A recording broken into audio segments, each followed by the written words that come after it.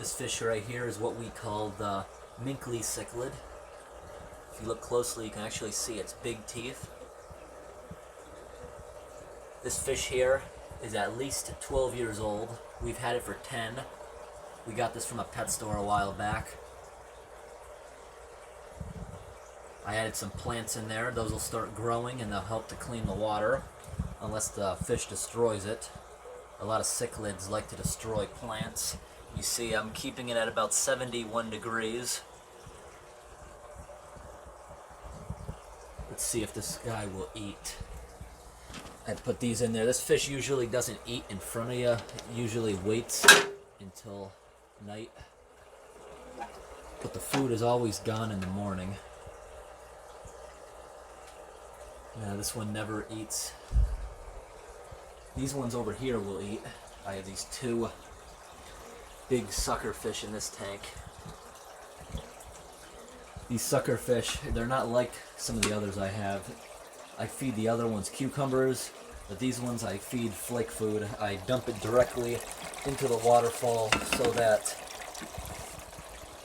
it gets sent down under the water, and once it sinks into the gravel, they pick through it and eat it. I just ordered them some algae wafers. Maybe they'll eat that. Their tank in here, you can see, is at about 74 degrees. I have a 500 watt heater in there. Keeps it really nice and warm. Originally, both of these were together, but I had to buy this one its separate tank because it was biting those two.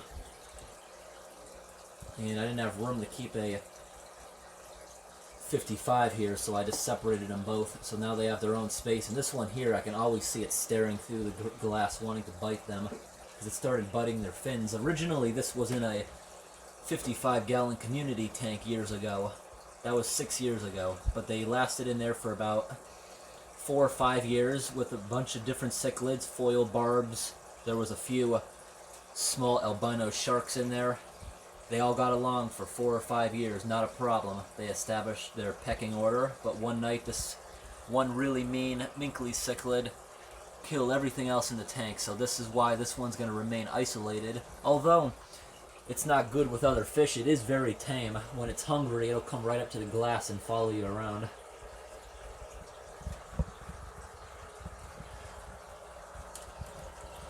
That water is super clear, and I just set this up 2 days ago.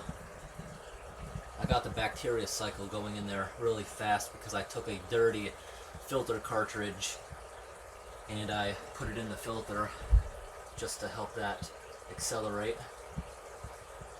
And here on the other side, you see the placo's already going nuts in the gravel because they can smell that food.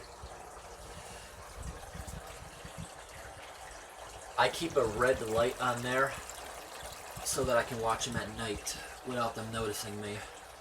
I keep all the lights here on a 12-hour timer. The ultraviolet light here stays on for 12 hours, and this other one here stays on almost the entire day. And if algae starts growing in this one, I'll switch the animals so the algae eaters can clean that up, because I'm sure this one will start turning nice and green, and that's free food for the algae eaters. I'll just switch their tanks since they're just about the same. As far as the pH, I'm keeping them around 7.5. That's good for cichlids.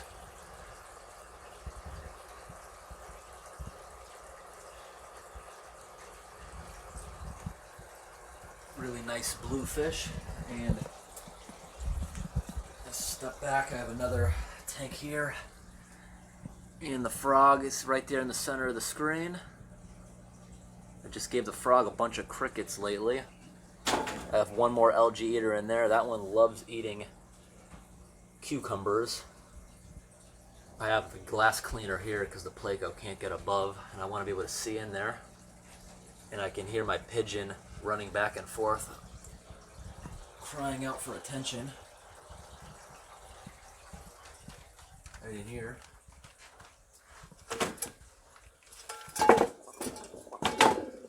You can hear the bird doing a lot of hooing, being really loud. That's what she does when she wants attention. Knocks around that bowl. You hear there's lots of hooing going on in there. Let's move over and see. She's hiding back there behind that bowl. Yeah, if she wanted to come out, she'd be waiting by the door. Or if she was hungry.